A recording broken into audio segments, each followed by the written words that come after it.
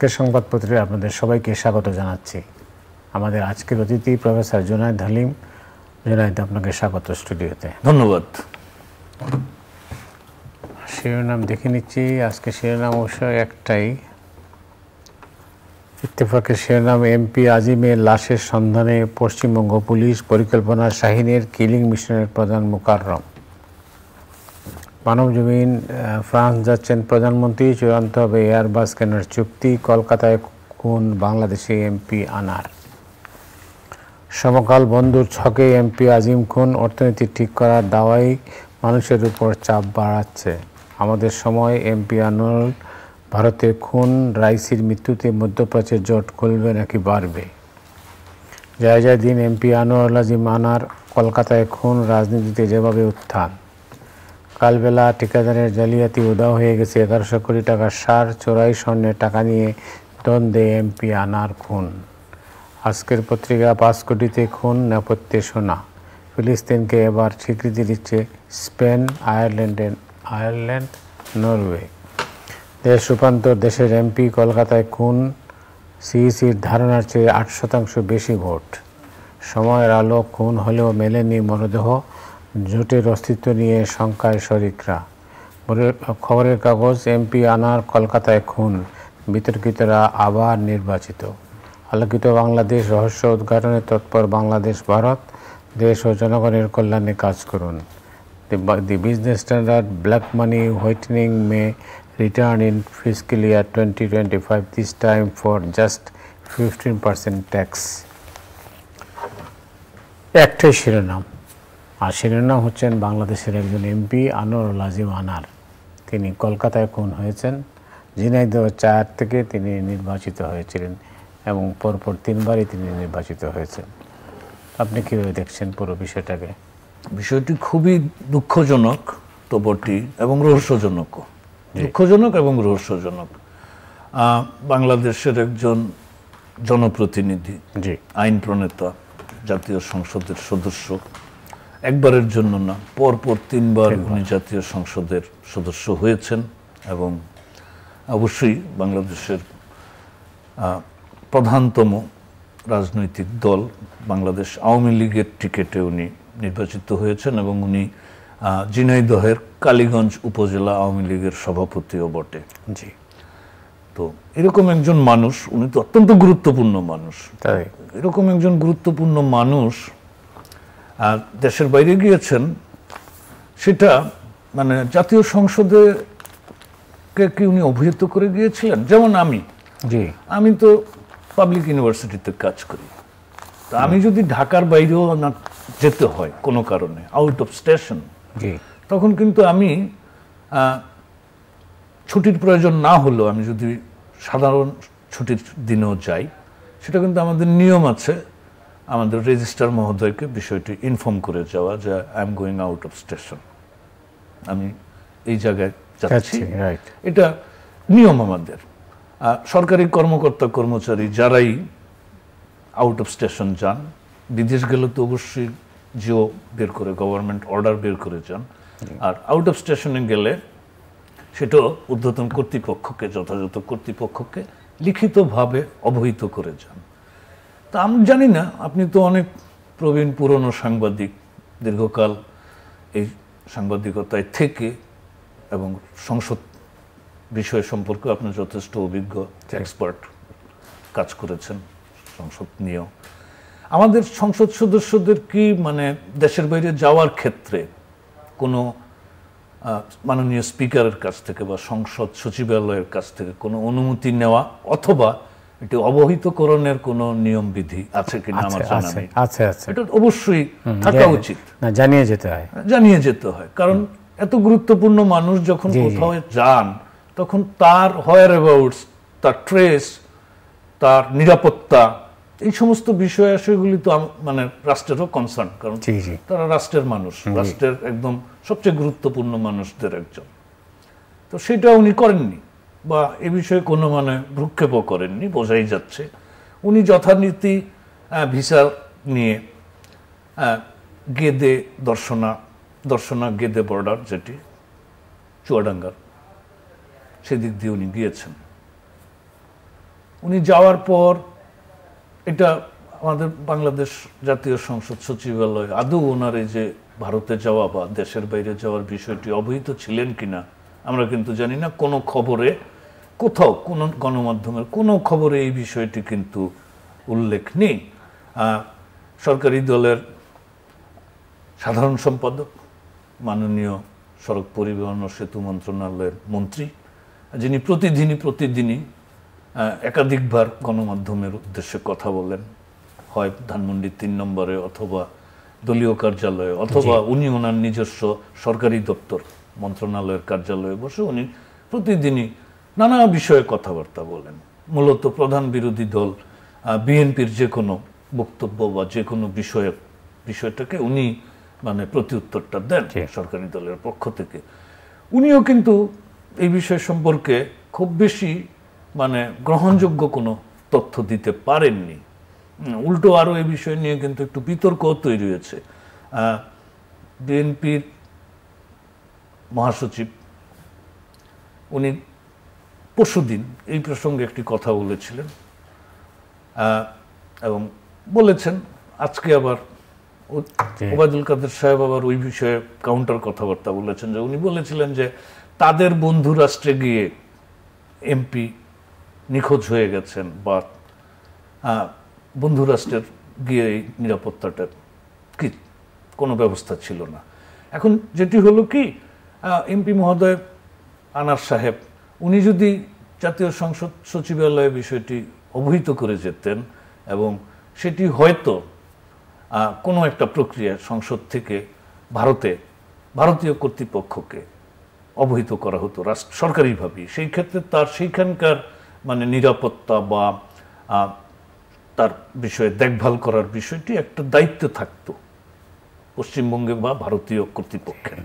সেটিও কিন্তু হয়নি। এখন উনি কোন উদ্দেশ্যে কেন গিয়েছে, আমরা দেখেছি যে উনি বন্ধুর বা পরিচিত গোপাল বিশ্বাস নামে এক ভদ্রলোক, যার সাথে তার প্রায় 25 বছরের সম্পর্ক, উনি ওইখানে অলংকার তৈরির ব্যবসা করেন এবং যতটুকু আমরা জেনেছি গণমাধ্যম সূত্রে সেই গোপালবাবু কলকাতার আউটস্কার্ট, মূল কলকাতা শহর থেকে একটু বাইরে বরাহনগর সিথি এলাকায় ওনার বাড়ি, এবং সেখানে উনি প্রথম গিয়ে উঠেছিলেন এবং সেখান থেকে ওই 13 তারিখ দুপুর 1:41 ওই বাড়ি থেকে বেরিয়ে গিয়েছেন এবং কোনো একটা ক্যাব বা ভাড়া করা গাড়িতে করে উনি চিকিৎসার জন্য বা ডাক্তারের কাছে যাবে এবার ওইখানকার হসপিটালে, অ্যাপোলো হসপিটালে, এই বলে গোপাল বিশ্বাসের মানে ভাষ্য অনুযায়ী, এবং তারপর থেকে উনি আর মানে ফিরেননি। তারপরে 18 তারিখে গিয়ে উনি আসলে জিডি করেছেন বরাহনগর থানায়। অতটুকুই আমরা তথ্য ইতিপূর্বে জানতাম, কিন্তু ঘটনাটা তো অন্য জায়গায় ঘটে গেছে।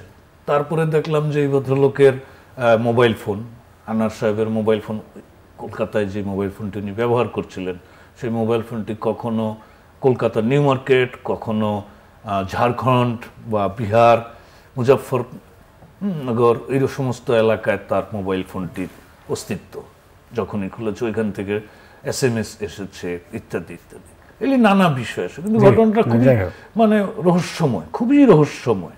এবং এখন গণমাধ্যমগুলিতে যে নানা রকমের তথ্য আসছে, কোনটা কতটা সত্য, কোনটা কতটা বিশ্বাসযোগ্য, সেটিও কিন্তু আমরা ঠিক নিশ্চিত হতে পারছি না।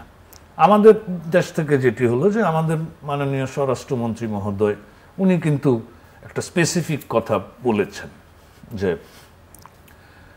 তাকে মানে বাংলাদেশের লোকজন মানে বাংলাদেশের লোকজন মানে বাংলাদেশিরা হত্যা করেছে। এটা উনি সকালেই বলেছিলেন, মানে আজকের দিনটি যে পার হয়েছে সকালেই সেটি বলেছেন, এবং বাংলাদেশিরাই জড়িত, ওখানকার কেউ জড়িত নেই, এটি উনি নিশ্চিত করে বলেছেন। তো ওখানকার কেউ যদি জড়িত না থাকেন তো, এবং কয়েকজনকে 3 জনকে ইতিমধ্যে চিহ্নিত করে আটকও করা হয়েছে, তাদের তদন্তের স্বার্থে তাদের নাম পরিচয় ইত্যাদি কোনো কিছু বলা হয়নি। কিন্তু আমরা আমাদের সংবাদপত্রে আজকে এখন আপনি যে কাগজগুলি নিয়ে, ইত্তেফাক বাংলাদেশের খুবই পুরনো বড় পত্রিকা, ইত্তেফাকেরই যে একটা যে শাহিন নামে এক ভদ্রলোকের নাম আসলে, এটা কি শাহিন চাকলাদার? উনিও তো একজন সংসদ সদস্য এবং যশোর জেলা আওয়ামী লীগের সেক্রেটারি। না বোধ, যদি সেটি না হয়, বা মোকাররম কিলিং মিশনের যদি সেটি না হয়, তাহলে আরেক বিষয়। যদি এটি শাহিন চাকলাদার হয়, তাহলে কিন্তু একটি অনেক বড় এবং জটিল বিষয় হয়ে দাঁড়ালো, এবং খুবই মানে উদ্বেগজনক বিষয় হিসাবে আমি বলবো যে এটা খুবই উদ্বেগজনক বিষয় যদি এরকম সংশ্লিষ্টতা থাকে। কারণ আরেকজন সংসদ সদস্য যশোর জেলা আওয়ামী লীগের সেক্রেটারি যদি এটার সাথে যদি সেটি হয়, নিশ্চিত না বোধ হয়। যাই হোক, এরকম ঘটনা আমাদের জন্য খুবই বিব্রতকর এবং লজ্জার। ওনার মতন একজন মানুষ তিনবার জাতীয় সংসদে নির্বাচিত হয়েছেন। আমরা গণমাধ্যমগুলোতে, বিশেষ করে পত্রপত্রিকায়, মুদ্রণ মাধ্যমে আমরা যে খবর তথ্যগুলি নানা রকমের দেখছি, সেগুলি তো অনেকগুলি তো খুবই সত্য, কারণ প্রমাণিত সত্য।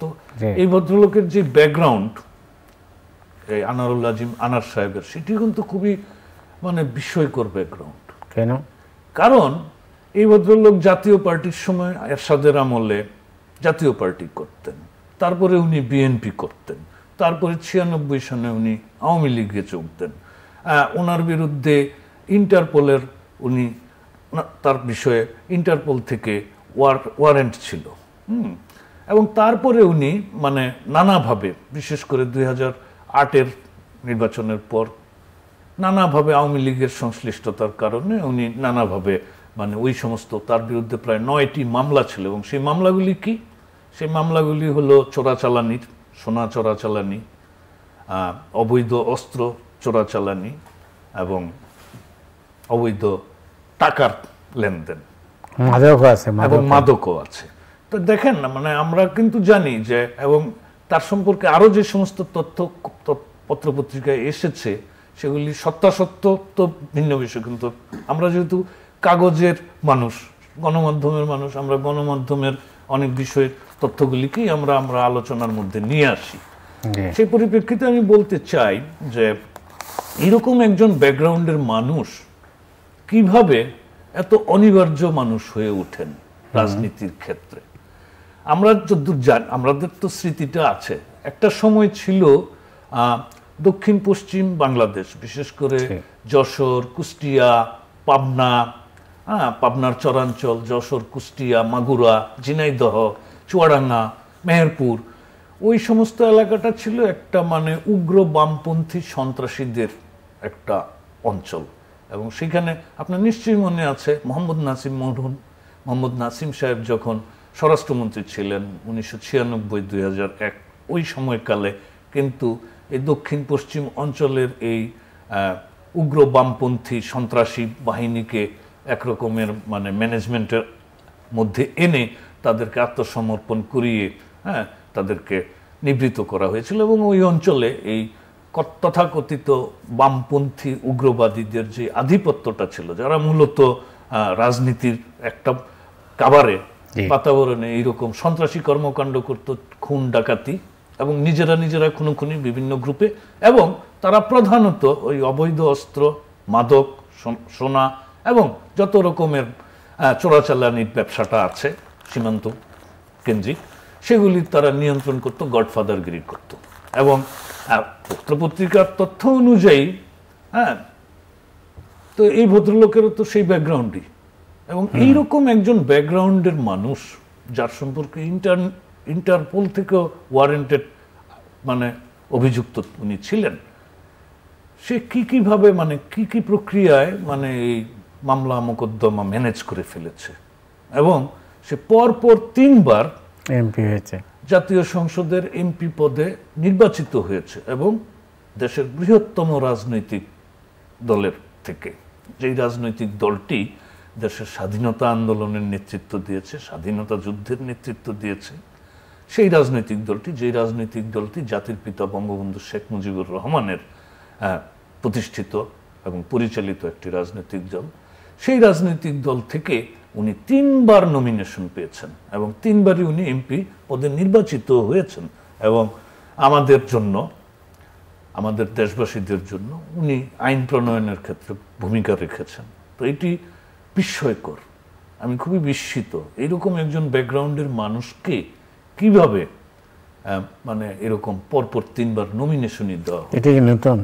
এটি নতুন নয়, আমাদের দেশেও নতুন নয়, এটি শুধু আওয়ামী লীগের ক্ষেত্রে নয়, বর্তমান ক্ষমতাসীন সরকার আওয়ামী লীগের ক্ষেত্রে নয়, এটি জিয়াউর রহমানের আমলের বিএনপির ক্ষেত্রেও সত্য ছিল। একই রকম ব্যাকগ্রাউন্ডের লোকজন, আপনার নিশ্চয়ই মনে আছে ইন্দুর কথা, তৎকালীন যুব প্রতিমন্ত্রী আবুল কাসেমের মিন্টো রোডের সরকারি বাসা থেকে তাকে আটক করা হয়েছিল, যে কিনা যার সম্পর্কে কিনা মানে জনশ্রুতি ছিল যে সে মানুষকে হত্যা করে কালীগঞ্জ এলাকায় মানুষের মাথা নিয়ে ফুটবল খেলেছে। সেরকম লোকও কিন্তু বিএনপির ওই সময় জিয়াউর রহমানের আমলে, মরহুম জিয়াউর রহমান সাহেবের আমলেও কিন্তু বিএনপির সেই রকম লোকের মানে সংশ্লিষ্টতা ছিল। আমরা এরশাদ শাসন আমলে দেখেছি, এরশাদ সাহেবের শাসন আমলেও কিন্তু ব্যতিক্রম ছিল না। আজম খানের কথা আমরা জানি, আজম খানও তো এমপি নির্বাচিত হয়েছিল জাতীয় পার্টি থেকে, যে কিনা বাংলাদেশের স্বাধীনতা আন্দোলনের অন্যতম সৈনিক এবং জাতির পিতা বঙ্গবন্ধু শেখ মুজিবুর রহমানকে নির্মম নৃশংসভাবে হত্যা করার পর বঙ্গভবনে যখন খন্দকার মুশতাক সেই সময়ের 75 সনের সেই সময়ের সমস্ত এমপিদেরকে ডেকেছিলেন, সেইখানে কিন্তু ময়েজউদ্দিন সাহেব, মরহুম ময়েজউদ্দিন সাহেব তীব্রভাবে খন্দকার মুশতাক আহমেদকে বিরুদ্ধে প্রতিবাদ করেছিলেন, তার ভূমিকাকে, তার কর্মকাণ্ডকে। সেই ময়েজউদ্দিন আহমেদকে আমার মনে আছে, আমি তখন বিশ্ববিদ্যালয়ের ছাত্র এবং একই সঙ্গে সাংবাদিকতায়ও যুক্ত, সেই ময়েজউদ্দিন আহমেদকে এরশাদ বিরোধী আন্দোলনের সময় হরতাল ডাকা হয়েছিল।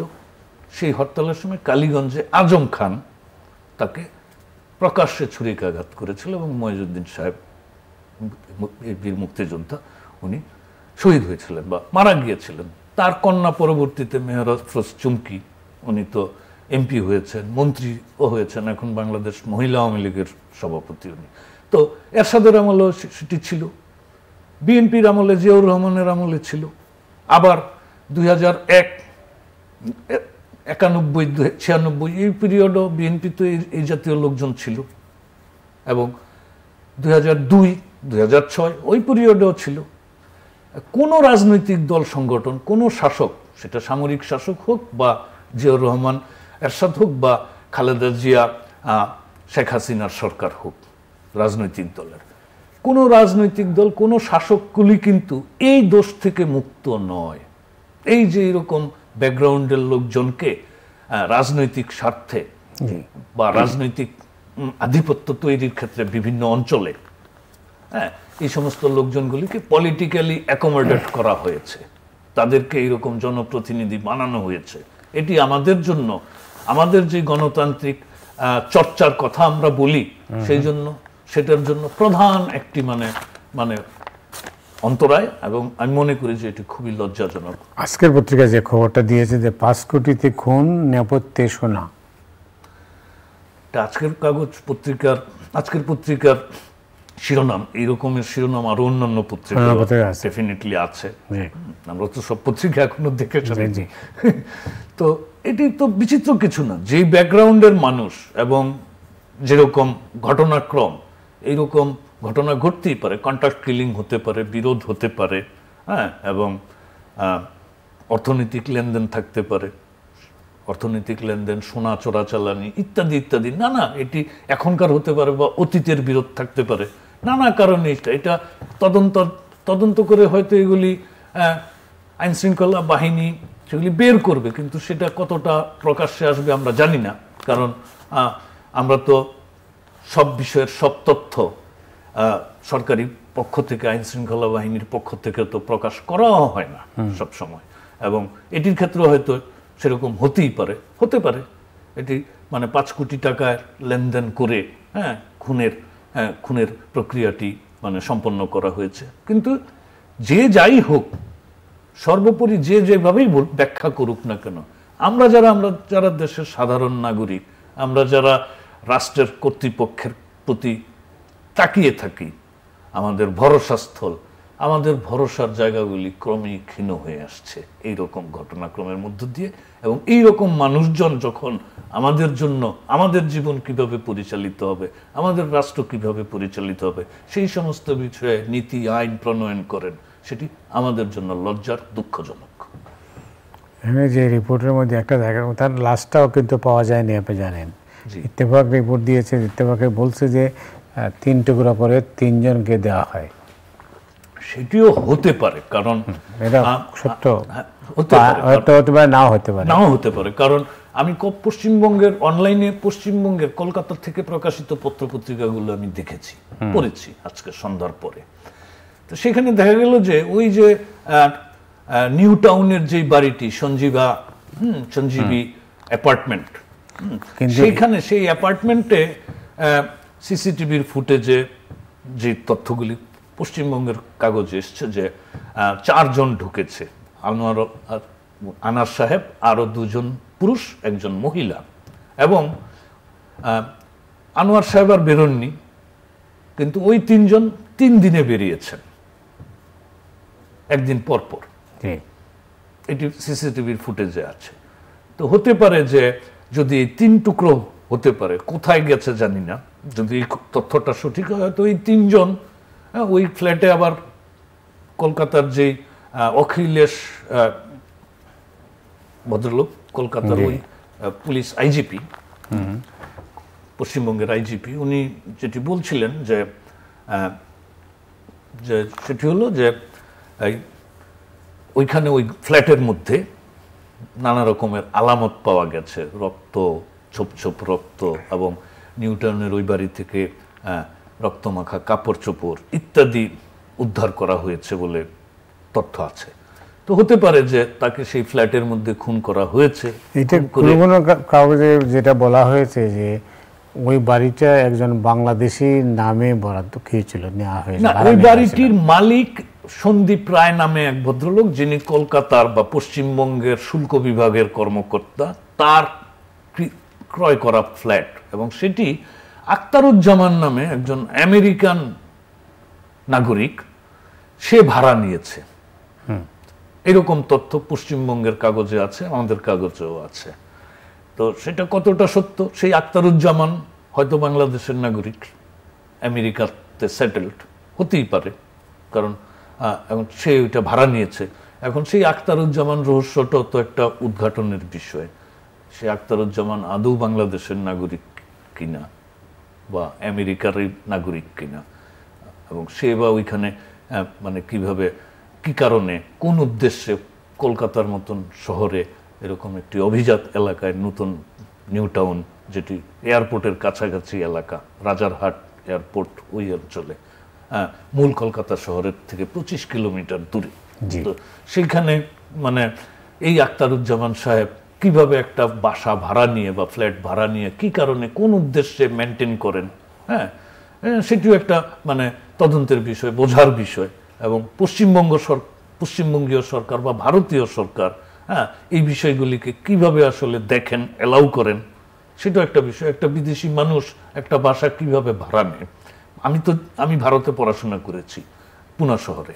আমি ভারতে প্রচুর যাতায়াত করেছি কর্মসূত্রে, বা করি, আগে করতাম, এখন করি না, কাজের প্রয়োজন নেই, যাওয়া হয় না। কিন্তু ভারতে কিন্তু বাসা ভাড়া নেওয়ার বিষয়টা খুবই মানে নিয়মতান্ত্রিক। প্রতি 11 মাস পর পর নতুন করে চুক্তি করতে হয় বাড়িওয়ালার সাথে ভাড়াটিয়ার, সমস্ত ডকুমেন্ট দিয়ে, আধার কার্ড, নাগরিকতার প্রমাণ ইত্যাদি ইত্যাদি দিয়ে। বিদেশি হলে তার স্থায়ী থাকার পারমিট, ফরেনার্স পারমিট। আমি ছাত্র হিসাবে কিন্তু আমি যেদিন পুনাতে গিয়ে পৌঁছালাম, ওই দিনই আমার ইনস্টিটিউট কর্তৃপক্ষ বলল যে এক্ষুনি আপনি ইয়েতে যান, মানে ফরেনার্স রেজিস্ট্রেশন অফিসে যান, এরকম সেশন রোডে। আমি গিয়ে, কিন্তু আমি বিদেশি ছাত্র, আমি গিয়ে রেজিস্ট্রেশন করে এসেছি। তো এখন বাসা ভাড়া নিতে হলে কিন্তু স্থায়ী, যেহেতু কিছুটা সময় থাকবে, লম্বা সময়, সে কারণে কিন্তু এই ফরেনার্স রেজিস্টার্ড অফিস থেকে পারমিশন নিতে হয়, কোন বাসায় কখন কত টাকায় ভাড়া নেওয়া হলো। এখন এই যে নিউ টাউনের এই বাড়িটি, জনৈক আখতারুজ্জামান, কথিত বাংলাদেশি নাগরিক, আমেরিকা প্রবাসী, উনি কি ভিত্তিতে নিলেন, বা পশ্চিমবঙ্গ সরকার বা পশ্চিমবঙ্গের সংশ্লিষ্ট কর্তৃপক্ষ এই বিষয়ে আদৌ মনিটরিং করেছে কিনা, সেগুলিও কিন্তু মানে সন্দেহের বিষয়। এই পুরো ব্যাপারটাই খুবই রহস্যময় এবং খুবই সন্দেহজনক বিষয়। অনেক ধন্যবাদ আপনাকে। দর্শক মণ্ডলী আজ এ পর্যন্তই। আপনারা সবাই ভালো থাকুন। শুভরাত্রি।